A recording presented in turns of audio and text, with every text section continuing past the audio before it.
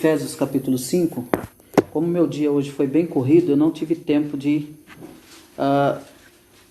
preparar o capítulo 5. Então, nós vamos meditar no Salmo primeiro. E na próxima semana nós entraremos no capítulo 5 de Efésios. E nós vamos meditar hoje nas verdades centrais aqui dentro desse Salmo. Salmo 1. Quantos aqui já ouviu alguma ministração sobre esse Salmo? Quantos aqui já ouviram? Então, se vocês ficam livres para perguntar alguma coisa, levanta a mão, tá? Se alguma coisa que você possa ter ouvido diferente. Nós estamos aqui, prometo para você que aquilo que eu tiver ao meu alcance eu responderei, e aquilo que eu não souber no momento, na próxima semana eu estarei deleitando mais e trazendo alguma resposta. Então vamos abrir no Salmo 1. Eu vou pedir vamos fazer o seguinte, começa lendo do Diego, cada um lê um versículo, até o versículo 6. Então o Diego começa a ler o primeiro versículo, a irmã Andréia o segundo, a Tina até encerrar esse Salmo. São apenas 6 versículos, aí o Diego pode ler. Bem-aventurado o homem que não anda no conselho dos ímpios, não se detém no caminho dos pecadores, nem se assenta na roda dos escarnecedores. Antes o seu prazer está na lei do Senhor, e na sua lei medita de dia e de noite. Essas pessoas são como árvores que crescem na beira de um riacho. Eles dão frutos no tempo certo, e as suas folhas não murcham. Assim também tudo que essas pessoas fazem dá certo. Os ímpios não são assim, são porém como a palha que o vento dispersa. Por isso os ímpios não subsistirão no juízo, nem os pecadores na congregação dos justos. Porque o Senhor conhece o caminho dos justos, mas o caminho dos ímpios perecerá. Amém. A epígrafe desse salmo vai falar sobre os justos e os ímpios. Então, em primeiro lugar, nós podemos dizer que esse salmo ele pode ser considerado como um salmo de prefácio, né? Ou seja, que nele nós temos uma notificação, né, do conteúdo do livro. Então, há aqui uma notificação, ou seja, os justos e os ímpios. E também o desejo dos salmistas ensinar-nos sobre o caminho da bênção. Esse é o desejo, de ensinar-nos sobre o caminho da bênção e nos avisar da destruição de certos pecadores. Então, portanto, a questão do primeiro salmo, então, é de nos alertar, é de nos avisar acerca da destruição dos ímpios. Esse salmo, então, ele pode ser considerado, em primeiro lugar, ou em alguns aspectos, como o texto sobre o qual todo o salmo compõe um sermão divino. Então, o salmo primeiro, ele consiste em 2 partes. Na primeira parte, Davi estabelece aonde a felicidade e a bem-aventurança de um homem piedoso repousam. Essa é a primeira parte do salmo. Ele também fala sobre quais são os seus exercícios e quais são as bênçãos que ele receberá do Senhor. Quais são esses exercícios e quais são as bênçãos que ele receberá do Senhor. E a primeira parte consiste do versículo 1 até o final do versículo 3. Então, na segunda parte, o salmista Davi, ele contrasta o estado e o caráter do ímpio, nessa segunda parte, e ele revela o futuro e descreve, então, em linguagem falante, sua desgraça final, na sua segunda parte. Então, essa segunda parte começa no versículo 4 e se estende até o versículo 6, até o final do Salmo 1. Então vai até o versículo 6. Nós veremos aqui que o primeiro versículo ele pode nos fornecer uma excelente reflexão sobre a pureza do cristão, ou a bem-aventurança dos justos.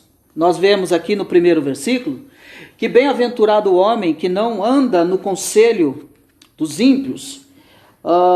Nós vemos sobre esse aspecto aqui, que podemos falar do crente como um bem-aventurado, que ele é um bem-aventurado. Versículo 1, bem-aventurado o homem, ou seja, feliz é o homem, alegre ou muito feliz é o homem que não anda no conselho dos ímpios. Então, feliz é o homem que ele é bem-aventurado.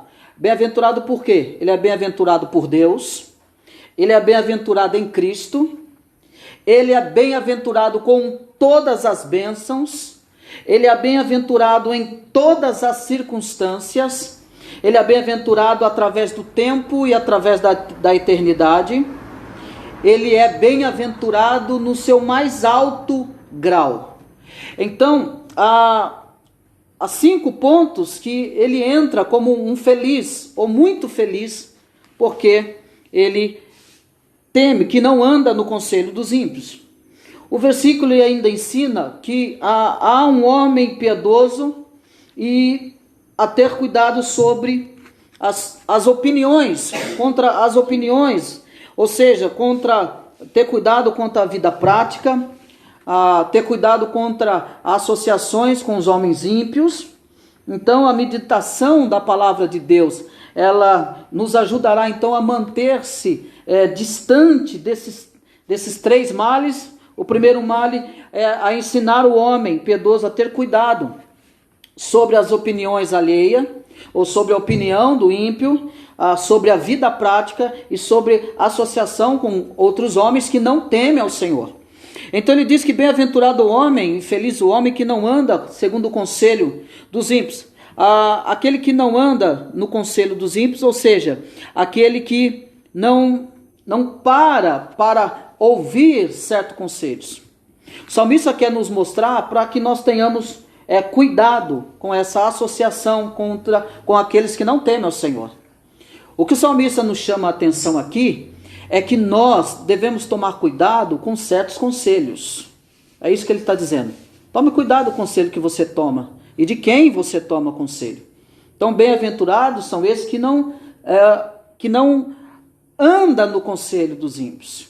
Bem-aventurado é aquele que não anda no conselho daquele que não teme a Deus, daquele que não tem temor de Deus, daquele que não tem nenhum temor, daquele que não tem nenhuma santidade na vida.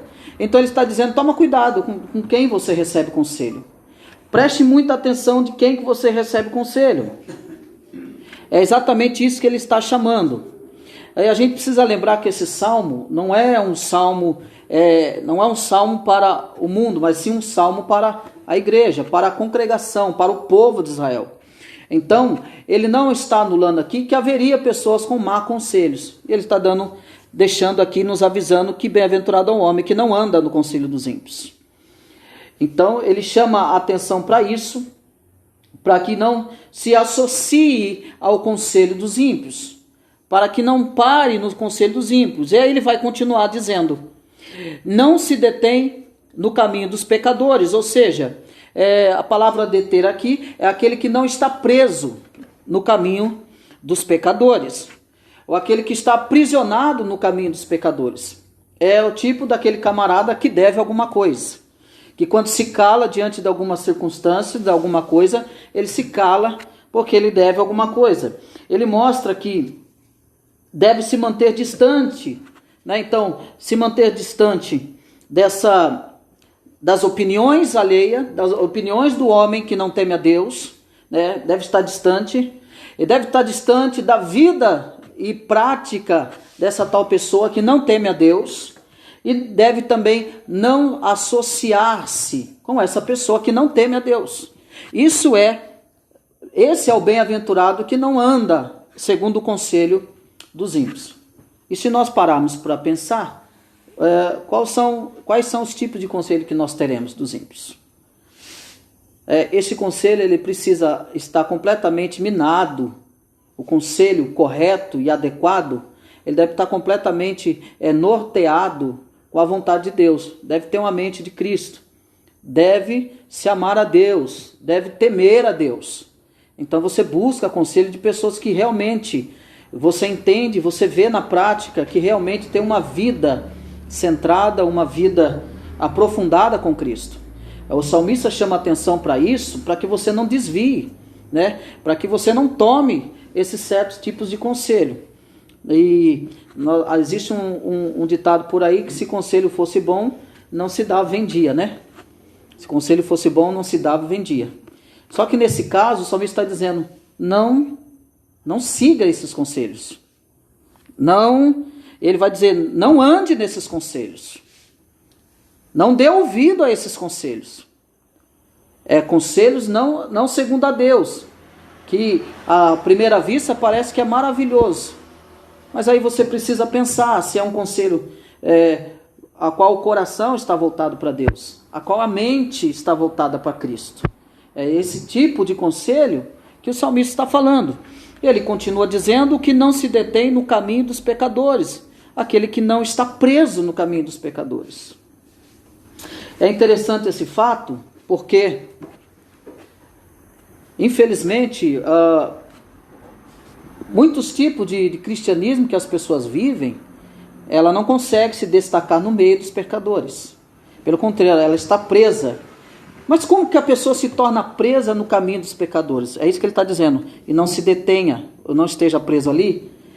É quando eu me intitulo como cristão e quando eu pratico as mesmas atividades ou tenho as mesmas atitudes no meio de pessoas que não são cristãs, e eu concordo com aquilo, e eu me alegro com aquilo. Então eu já estou preso, porque enquanto essa pessoa que se diz cristã e se associa a esse tipo de conduta, ela se torna uma pessoa presa no caminho dos pecadores. Por quê? Porque ela não terá nenhuma autoridade de dizer, olha, isso aí é pecado, isso aí está errado, porque a pessoa automaticamente o que pode acontecer é apontar o dedo e falar, mas você é crente, está fazendo a mesma coisa. Então isso é um risco. É isso que o salmista está falando. Toma cuidado para você não ficar preso, ser amarrado pelo pecado, né? Pelo pecador. Então tome cuidado para você não se deter no caminho dos pecadores. Então, quando você ver alguma coisa errada e aquilo que fere a santidade de Deus, aquilo que entristece Deus, você tem que se opor. Você tem que ser contra, desde a primeira vez. Não adianta depois da 5ª vez, da 10ª vez, você querer se apresentar como um santo, né? Ou como alguém que não aceita porque está ferindo a santidade de Deus. O que o salmista está dizendo, não se torne presa. Essa é a realidade. Esse é o outro ensino que ele está falando. Não se detenha. Estão zombando, estão falando coisas erradas, estão falando palavras chulas, né? Estão zombando de alguém. Você não entra nesse caminho. Você não faça parte disso. Não seja a tua conduta como a conduta dos ímpios, mas sai fora, né? Faça a diferença. E é isso que ele está dizendo. E aí ele vai estendendo mais ainda. Ele vai dizer, nem se assenta. Então são 3 etapas aqui que ele está falando, que ele está aconselhando. Não andar no conselho dos ímpios, não se deter no caminho dos ímpios, e ele vai dizer, nem se assenta na roda dos ímpios, ou seja, dos escarnecedores. Mas o que é escarnecer? O que é isso, escarnecer? Escarnecer é zombar do próximo. É uma zombaria. É zombar da desgraça alheia. É zombar, é ferir a pessoa com zombaria, com escárnio. É ofendê-la intimamente, profundamente, humilhantemente. É isso que o salmista está dizendo. São 3 coisas que ele nos avisa. Não se detém, não anda e não se assenta. E aqui, se assentar, essa palavra, diz assim, não se acomode. Não fique confortável no meio desse escárnio que está havendo. Então nós, como os cristãos, é chamado a nossa atenção que quando houver alguma piadinha, eu sou da época que eu vim para a igreja, que falar alguma besteira perto de crente era 1 em 1 milhão que você ouvia. Mas como que está hoje? Será que isso continua? Hoje você vê as pessoas hoje dificilmente respeitam um crente que está por perto. É a mesma coisa que não tivesse, porque ele fala palavrão, ele fala um monte de coisa. Infelizmente muitos cristãos se calam, ficam quietos, não se levantam, não repreendem, porque acham que está invadindo a privacidade de alguém. Não. Nós devemos nos levantar e não se acomodar, não se assentar na roda dos escarnecedores. Ah, fulano, por que você está saindo? Não, porque eu sou cristão, não concordo com isso, e a Bíblia também não concorda com isso, então, ponto final. O problema é que tem muitos que sentam e entram na piada chula. O problema é que tem alguns que sentam e entram na zombaria alheia, zombam, escarnecem. É isso que o salmista está falando, não se assente e não se acomode, faça a diferença. Então, bem-aventurado é o homem aqui é o homem e a mulher, então bem-aventurado sois esse, né? Feliz é esse, bem-aventurado é esse, por Deus, em Cristo, com todas as bênçãos, em todas as circunstâncias, através do tempo e da eternidade, e o mais alto grau, bem-aventurado é esse. Até aqui tudo bem? Alguma pergunta? Esse salmo serve de base para a gente se afastar dos amigos do mundo? Então, ele não é uma base para você se afastar dos amigos do mundo. Não é isso. A ideia não é essa. A ideia é quando essas coisas começam a ocorrer, né? E você, como um cristão, você tem que se opor diferente, né? Se opor diferente. Então, se na questão de um amigo, se você fala uma, você fala duas, fala pela terceira vez, é porque esse amigo não te tem em grande estima e não respeita você. Tá? Então você acaba tendo que se afastar mesmo, porque você não vai conseguir conviver com uma pessoa que vive zombando de alguém, escarnecendo de alguém, te dando má conselhos, então não será uma boa companhia para você, né?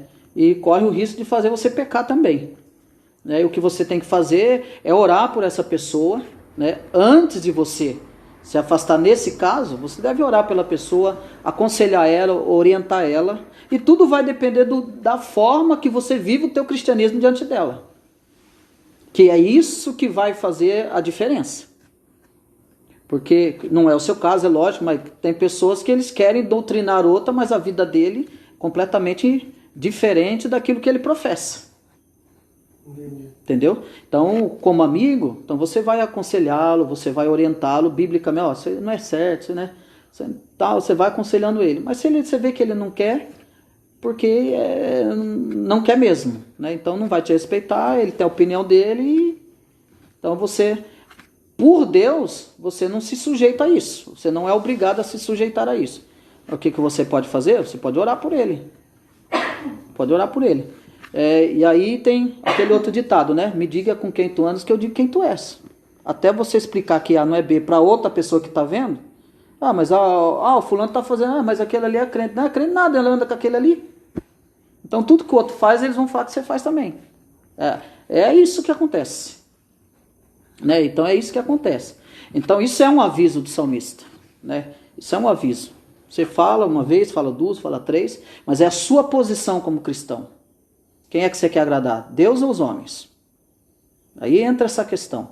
Então, qual é o meu papel? Qual que é a minha responsabilidade diante desse amigo? Minha responsabilidade é falar para ele de Cristo, falar do pudor, do temor que você tem a Deus, mostrar para ele que Deus é santo, Deus abomina essas coisas, né? E orientá-lo, ó. Amém. Se ele te ouvir, ganhaste um amigo.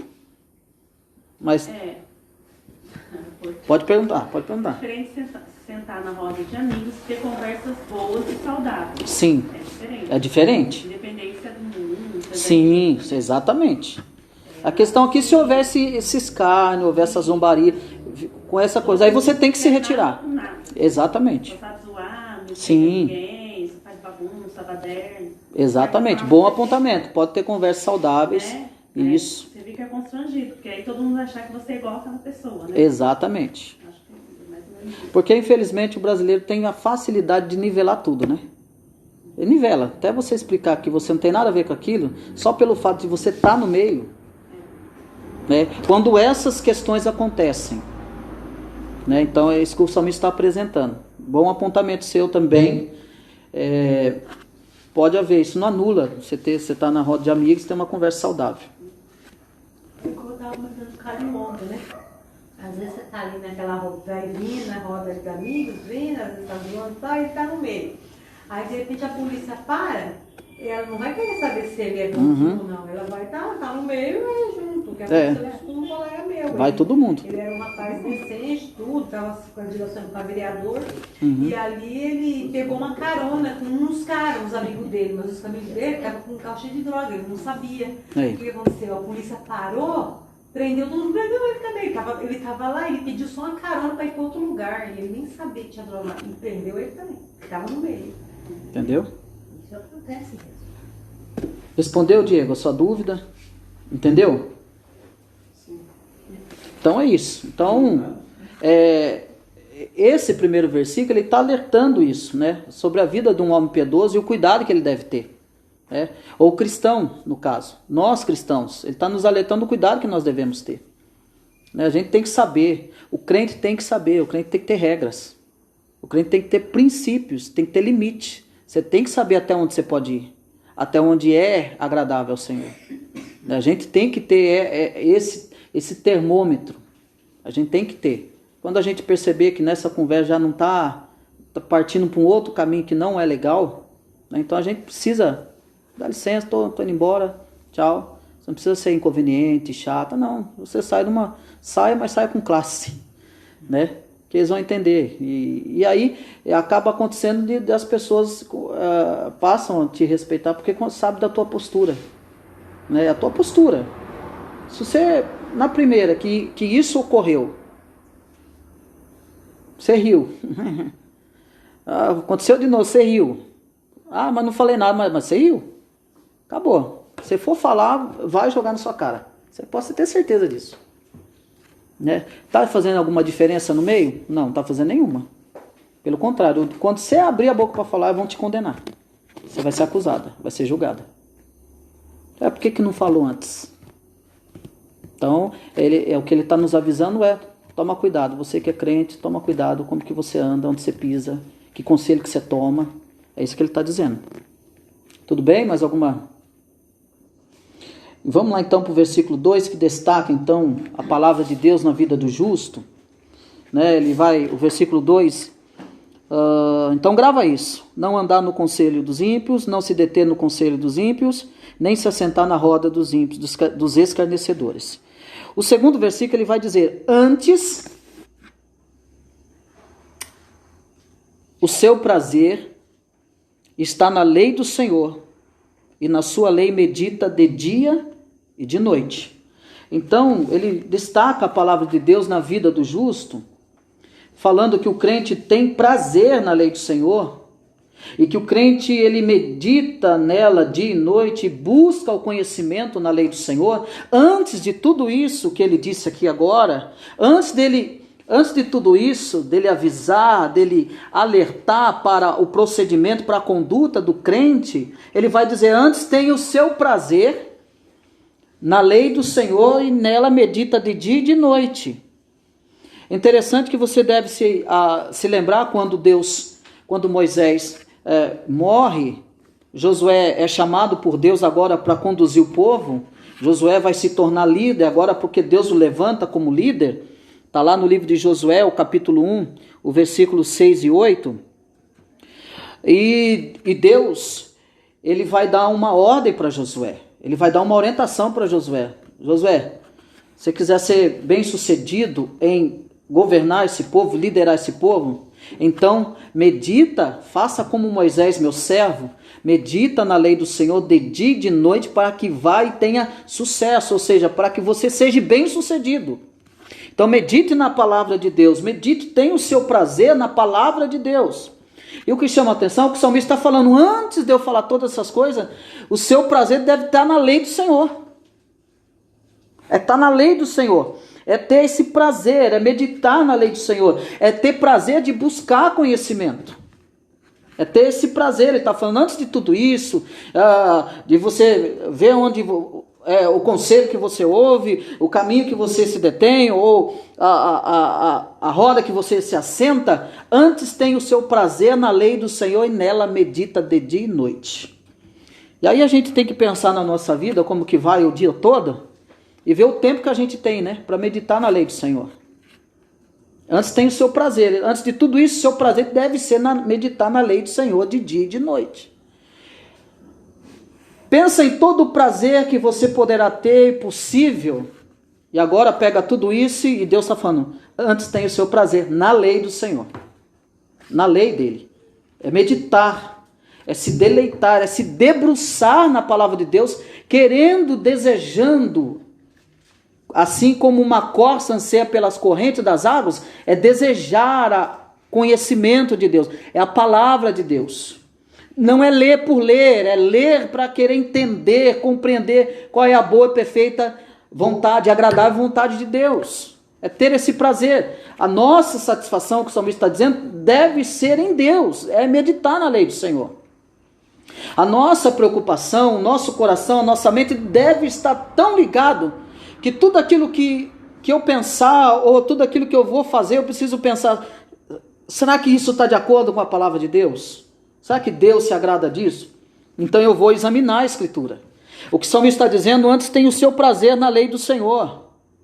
Que todas essas coisas, antes dessas coisas, o meu prazer tem que estar na lei do Senhor. E meditar nela de dia e de noite. Então eu preciso reaver aonde está o meu prazer, aonde eu tenho mais prazer e satisfação, eu preciso reaver. Se é na palavra de Deus. Se isso está acontecendo de fato na minha vida. Né? Se isso se torna prazer a eu me deleitar na palavra de Deus. E vamos ser claro aqui. Parece que tudo que vá para Deus, parece que tudo é difícil, né? Você já parou para pensar? Vamos ser realistas, vamos falar do nosso dia a dia. A gente tem dificuldade com tudo. Mas quando as coisas para Deus, parece que as coisas se tornam pesadas. Né? Preste bem atenção na diferença. Se for para você ficar numa festa 2 horas, mesmo cansado, você não fica? Fica. Mas se for para você orar 1 hora, você consegue? Com o mesmo cansaço? O mesmo cansaço você vai escolher, mas você fica 2 horas na festa, mesmo cansado. Mas se for para orar meia hora, você já não consegue. Por que é que se torna pesado? Né? E às vezes as nossas escolhas, e aí eu incluo nossas escolhas, às vezes para as coisas daquilo que não é deleitar no Senhor é mais fácil. Mas quando é para vir para deleitar para o Senhor, porque para o Senhor tem que renunciar. Para o Senhor tem que abandonar. Ter esse prazer, essa satisfação para o Senhor. Então para o Senhor tudo é difícil. Por quê? Porque a nossa luta é interna, é o espírito e carne guerreando aqui dentro. Então a carne ela sempre vai pender-nos para aquilo que vai trazer prazer para a nossa carne. Mesmo a carne estando cansada, tudo aquilo que vai afagar a carne, ela nunca se cansa. Mas se for voltar para Deus, é carregar piano nas costas. Eu estou contando história. É assim, a nossa vida é assim. Então por isso que ele diz, antes tem o seu prazer na lei do Senhor e medita de dia e de noite, na sua lei medita de dia e de noite.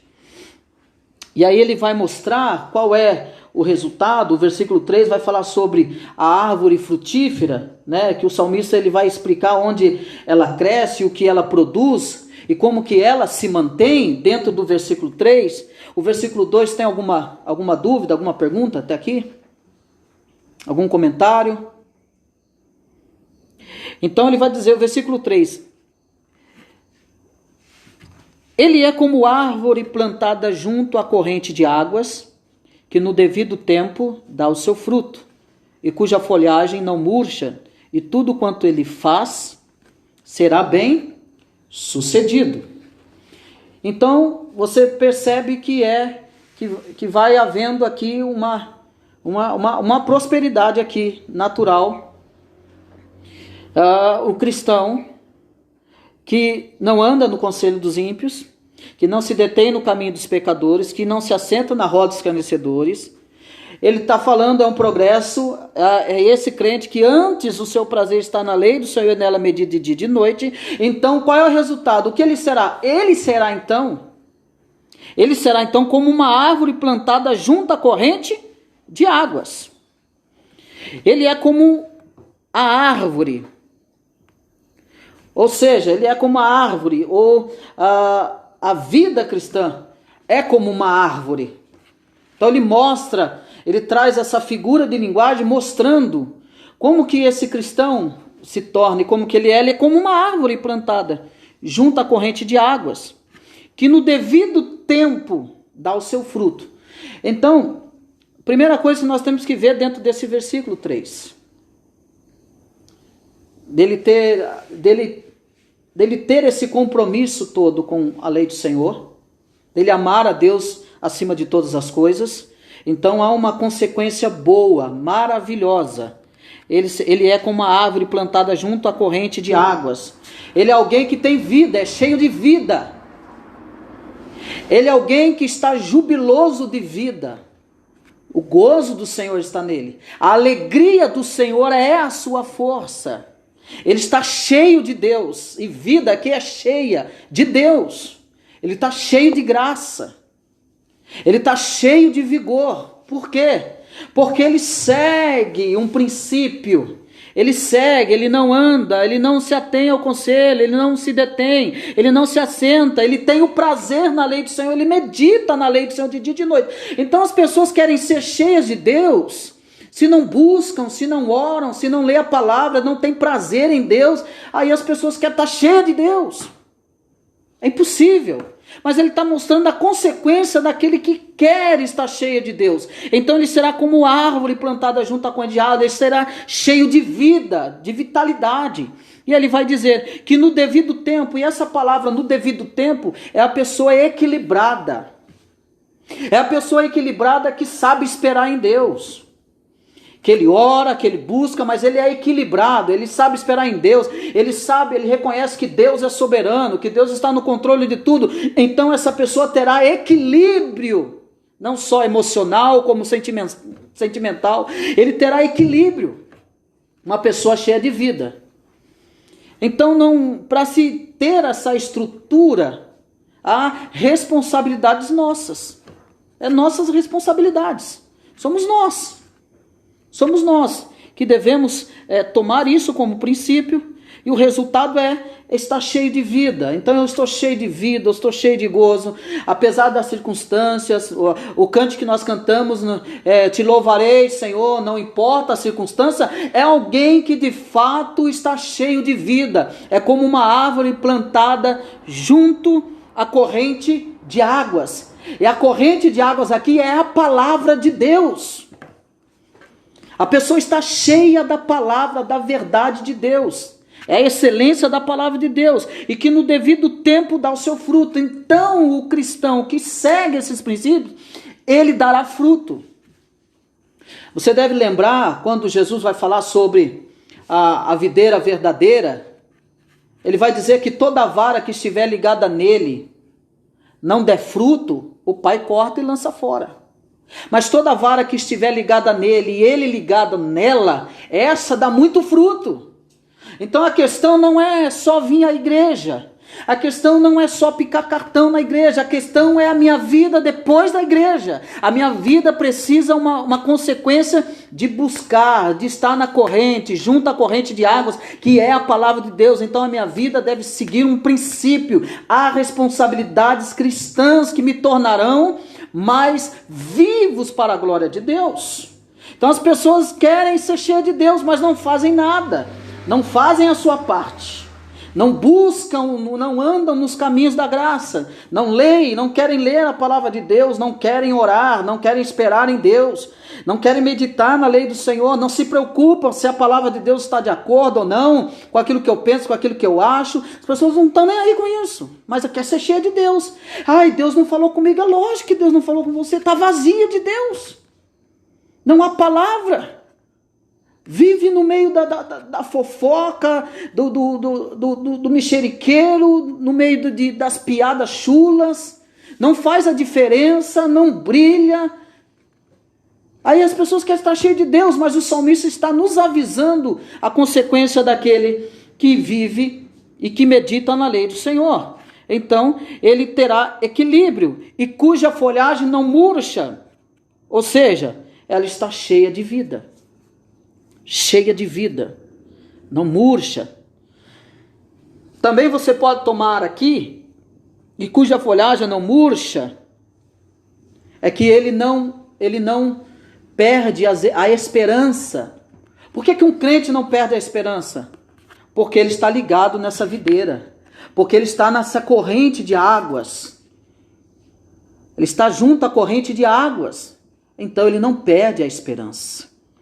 E cuja folhagem não murcha, e tudo quanto ele faz será bem sucedido.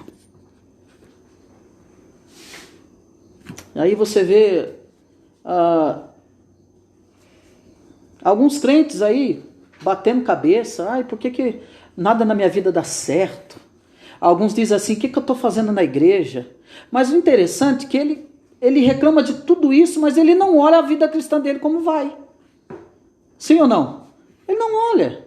Então ele culpa todo mundo. Ele culpa a igreja, ele culpa os irmãos, ele culpa o hino, ele culpa o cântico, ele culpa a pregação, ele culpa o ensino, mas ele não culpa ele. Então, o salmista está dizendo que tudo quanto ele faz será bem sucedido, ele terá êxito naquilo que ele vai fazer. Mas por que ele terá êxito? Porque o prazer dele está na lei do Senhor, porque o prazer dele é examinar as Escrituras. Eu sou de uma época que o crente, antes de viajar, não é porque o nosso irmão vai viajar, viu, Diego? Pelo amor de Deus. Deixa eu me defender aqui. Mas eu sou da época que os crentes, quando iam viajar, eles oravam primeiro. Eu sei que tinha alguns que exageravam, mas oravam, né? Pediam uma direção a Deus. Ah, Senhor, me mostra da tua vontade. Eu mesmo já orei assim. Mas hoje parece que o tempo foi mudando, a palavra não muda, mas o tempo foi mudando. Parece que cada vez mais vão deixando a dependência de Deus. E que a dependência de Deus, ela aparece naquilo, quando eu estou desesperado. Aí eu creio, aí eu viro um ninja cristão. Aí eu creio, aí não dá. Essa palavra fala, mas na questão espiritual, né? Porque senão a pessoa ela pode achar assim, então vai dar tudo certo na minha vida, eu nunca vou passar isso, nunca vou passar dificuldade, Sim. Aí já entra aquela teologia da prosperidade, nesse Sim. sentido, porque a pessoa lê isso aqui, então tudo que ele vai prosperará. Não, aí distorce, né? Aí distorce. Isso aqui é questão espiritual. Sim, sim, sim. O sentido aqui, esse sucesso, ser bem sucedido, é a consequência, aquilo que eu estou falando, a consequência de ter prazer na lei do Senhor, de meditar na lei do Senhor, de estar ligado nessa plantada junto à corrente de águas, né? Esse sucesso será bem sucedido, não está anulando as lutas, as dificuldades, as provações, e também não está prometendo riqueza aqui, não é isso, né? Mas é esse sucesso espiritual, essa vitória espiritual. Isso também não quer dizer que o crente não pode ser rico, não pode ser... Não tem nada a ver com isso aqui. Não. Porque às vezes também a gente pode pensar assim, por isso beber se só miserável. Não, tem muitos cristãos que são ricos, Mas aqui, o contexto aqui é a questão da vida cristã. O salmista nem está pensando nisso. Ele nem está pensando em riqueza aqui, né? Ele está mostrando a vida madura cristã. Essa vida cristã, essa vida de responsabilidade cristã, essa vida de ser maduro, né, de entender as coisas, de dependência, essa vida cristã que ele está falando, essa vida bem sucedida. Por isso que antes ele fala dessa, cuja folhagem não murcha e tudo que ele faz para ele está falando de plantado junto, que no devido tempo, ele está falando de equilíbrio, né, de um crente que é equilibrado, né, ele sabe aguardar no Senhor, ele sabe compreender as coisas de Deus, né? Uma pessoa equilibrada, uma pessoa que ele sabe viver na luta, ele sabe viver na prova, ele sabe passar na tribulação, né? Ele consegue caminhar, porque ele medita na lei do Senhor de dia e de noite, porque o seu prazer está nisso, né? E todas essas responsabilidades que o salmista está avisando. Então ele diz que será bem sucedido, né, na caminhada. Então você vê pessoas que não pode passar uma prova, já abandona tudo, né? Tem uma decepção ou tem uma frustração, ela já desiste, né? Não é assim? Acontece isso. Então é isso que ele está dizendo, né? É ter essa estrutura, né? Ter essa firmeza, essa vida cristã como uma árvore plantada, e que ela é sustentada pelos ribeiros da palavra de Deus e que produz bons frutos que dela se esperam. Então o que dela se espera, o que se espera dessa pessoa, né, que está andando nesses princípios, é que ela dê fruto. É impossível ela não dar fruto. Frutos de uma vida madura, fruto de crescimento espiritual, fruto de maturidade cristã. É impossível que ela não se torne assim. E se isso acontece ao contrário, é porque ela ainda não entendeu qual é o caminho. Ela ainda não segue esse caminho. Ela anda pelos caminhos dela, ela não anda pelos caminhos do Evangelho. Então é por isso que você vai ver pessoas aí desequilibradas, desmotivadas, largando tudo, ou os outros chutando balde. Por quê? Porque ela não tem nenhuma estrutura, ela não entendeu isso aqui ainda. Então é isso que o salmista nos alerta. Só que aí ele coloca, ele mostra essa bem-aventurança até aí o versículo 3, e agora no versículo 4 ele introduz o contraste entre o justo e o ímpio, né? Enquanto o justo é uma árvore frutífera plantada junto a ribeiro de água, o ímpio é como a palha que o vento carrega. Então, enquanto o justo, ele é bem-aventurado por Deus, em Cristo, com todas as sortes de bênçãos, em todas as circunstâncias, aquilo que eu falei antes, em todas as circunstâncias, através do tempo e da eternidade, no seu mais alto grau. Enquanto ele é abençoado em todas essas etapas da vida, e as circunstâncias aqui é as etapas da vida, na luta, na prova, na perda, no ganho. Ele é abençoado, ele é bem-aventurado nisso, até na prova dele, até na luta dele, ele será bem-aventurado, porque todas as coisas cooperam para o bem daqueles que amam a Deus e que andam segundo o seu propósito. Todas as coisas. O ímpio é diferente, né? O ímpio é como a planta que o vento carrega. Ou seja, o ímpio é a palha seca. O ímpio é a palha morta. E a palha não possui raízes. Ela é levada pelo vento. Palha não tem raiz. É levada pelo vento. Então, o versículo 4, olha comigo. Os ímpios não são assim. Não são assim como? Eles não são bem-aventurados. Eles não são frutíferos. Eles não têm prazer na lei do Senhor. Eles não meditam nela. Eles não têm vida. Eles não têm equilíbrio. Eles não têm bons conselhos. Ele vai dizer, os ímpios não são assim. São, porém, como a palha que o vento dispersa. Versículo 5. Por isso, os perversos não prevalecerão no juízo, nem os pecadores na congregação dos justos. Então, o versículo 5 mostra que o fim da palha não é o mesmo da árvore frutífera. Então, assim como o fim do ímpio não é o mesmo que o do justo. Que ele sem Cristo, então os ímpios não subsistirão no juízo divino. Eles serão então, eles não subsistirão, eles não receberão misericórdia naquele momento, naquele grande dia. Eles serão condenados no julgamento de Deus, eles serão separados dos santos, eles não permanecerão na congregação dos justos. A congregação do justo é a assembleia dos primogênitos, isto é, a igreja. Eles não permanecerão nessa congregação, eles não estarão ali, eles serão condenados, isso naquele grande dia.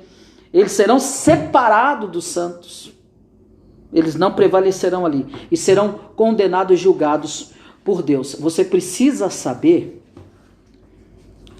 que naquele dia do julgamento, o justo estará diante de Deus. O justo será justificado diante de Deus. Mas os ímpios serão condenados sem misericórdia. É isso que você precisa saber. Não haverá misericórdia como há para nós hoje. Nós não somos consumidos por causa da misericórdia. Só que essa misericórdia não existirá para os ímpios naquele grande dia.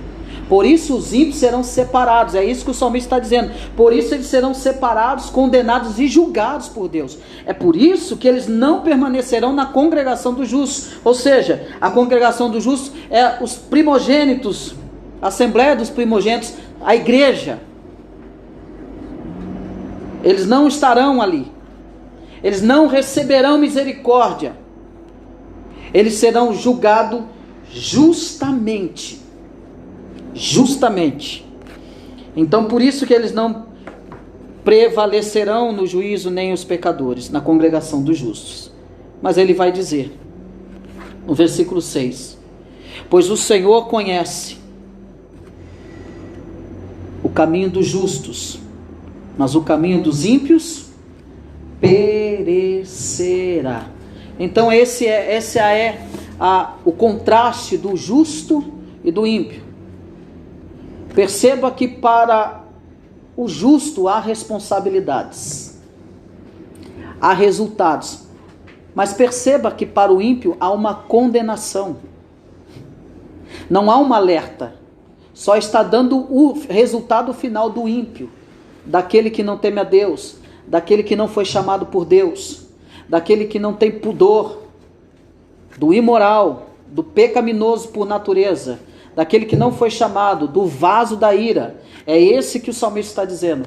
Esses não tem referências para que eles melhorem, para que eles saiam da aparência do mal. Pelo contrário, há uma referência que eles serão julgados, condenados. Então por isso que o salmista nos chama a atenção hoje, nos falando, não ande no conselho deles, não se detém, não se assente na roda deles, fuja da aparência do mal, porque eles estão condenados.